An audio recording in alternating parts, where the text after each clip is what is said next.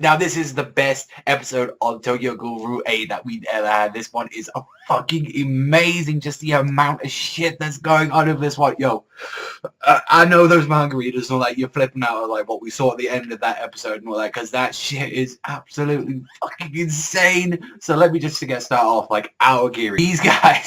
These guys invading the entire of the prison, like where they keep anything to C to double S rated ghouls there. Like you've got like the priest up there, which was very interesting to find out a lot more about like Amon's past, finding out that his like actual like foster father was actually a ghoul and that he was actually eating children and that he was pretty much the only one to pretty much survive. I was like, oh yeah, these kids are being sent over to, you know, they've been adopted and they've been someone else, but it was just honestly him just eating the children and that was his only excuse. And yeah, he has quite a history with this priest motherfucker trying to get some answers from him about Aogiri and all that, but he wasn't willing to commit since he seems to be like a little information broker that they have. And just all hell breaks loose when Kaneki and the rest of Aogiri break into this prison, obviously to try and recruit some more people in there and also to find some certain ghouls as well. And it was kind of awesome, like we get to see the whole thing going down like there. We get to see Akira, like she's going against like that motherfucking Jason fanatic like there. Like Naki is, dude, the fight was getting intense. Like both her and Amon were like fighting all the Aogiri, even taking a chunk out of freaking Akira's leg, and I was like, Jesus Christ, this fight is getting insane. Like them just holding their own against all these like these Aogiri members, and like even as well, she's having to use like two like of her freaking weapons and all that, just trying to go against these with a Quinkes, and it's like shit is getting intense. And not to mention, we had even more fights going on. We had freaking Ayato versus Shinohara, which was very interesting as he like brings out like that Ayato like is in shock with realize that his father is actually the armor and all that. Like that's where their father went all this time. He thought, oh, they just abandoned us, but no, he got killed. He got turned into Shinohara's armor. So that kind of gives Ayato a reason right now to actually fight and kill this motherfucker, which is something we never actually very found out in the manga that I believe. So that's a very interesting fact to know about that armor that Shinohara always wears. Not to mention as well, we had Juzo in there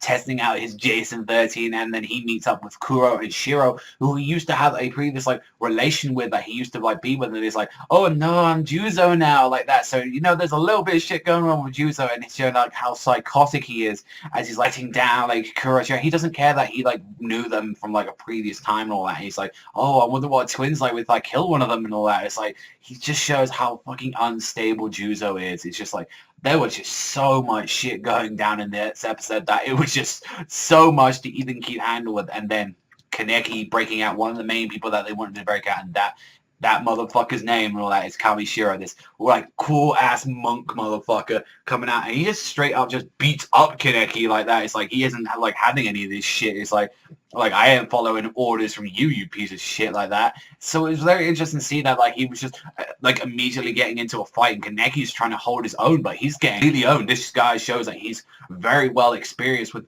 dealing with like this sort of stuff. I'm like, Jesus fucking Christ! It's like Kaneki was getting annihilated. There was just a point where he's just on the floor, like he's covered in blood, and it's just like this guy just absolutely annihilates him, and it's like, oh my god, the ending, like.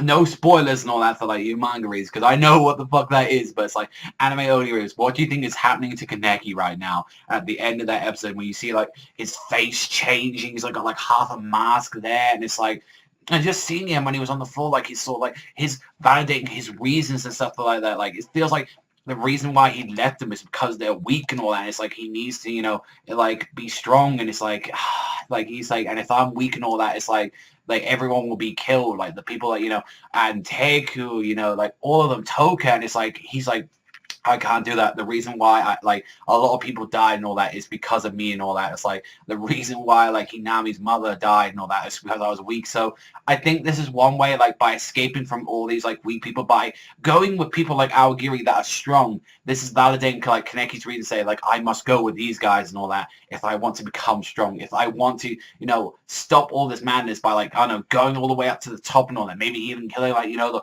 one-eyed like king or something like that. Might be able to actually be able to like, you know, run Aogiri so there won't be any more like this tragedy, any more this darkness. I can sort of see where Kaneki's from, and this is like what we should have been seeing from the like. Yes, we did need some like closure, and we did need like some stuff after the end of like the whole Aogiri arc, but like the series did start off pretty slow, and it's like from seeing like episode 4 that shit is now hitting the fan. Kaneki's there, covered in blood, transforming. Like, what the fuck is just going on and all that? Like it's just going to be absolutely crazy and all that. And it definitely feels like what they're doing is that they're mixing in like this from another arc in the manga and all that. Like this is definitely like literally pretty much cut and paste like what another arc in the manga is. But damn, are they doing it fucking pretty hype in the anime? I fucking love this shit right now. Like, obviously this is like fucking just amazing. I don't give a fuck what anyone says. This episode of like Route 8 was insane. I loved it. Absolutely fuck it, 10. I don't give a shit. Like, it was really hype and all that. It was just really awesome. And next week's going to be probably even better and all that. So let me know in the comment section down below what you thought about this episode. But that's all from me. So thank you very much for watching as always. And remember, I'll see you guys next time.